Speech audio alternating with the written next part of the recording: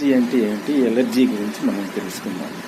Allergy అంటే ఏమి లేదు, మన శరీరంలోకి ఏదన్నా మనకు అన్యాయం చేసే వైరస్ కానీ బ్యాక్టీరియా కానీ చొరబడ్డప్పుడు మనం కాపాడటానికి యాంటీబయాటిక్స్ అనేవి కణాలు ఉంటాయి. అవి మన శరీరం దెబ్బతినకుండా మనకు అనారోగ్యం రాకుండా ఒక సెక్యూరిటీ గార్డ్స్ లాగా మనకి ఏదైనా అన్యాయం చేసేది లోన్ జరబడ్డప్పుడు వెంటనే కాపాడటానికి యాంటీబయాటిక్స్ అనేవి ఉంటాయి. అయ్యే బలంగా ఉంటే మనకు అన్యాయం చేసే వైరస్ మీద దాడి చేసి అక్కడ చంపేస్తాయి.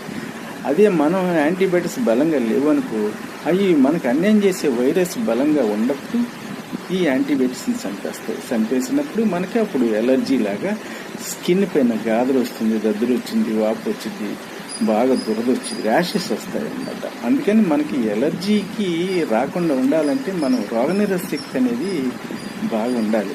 అంటే మనం టయానికి భోజనం చేయాలి, మంచి ఆహారం తీసుకోవాలి.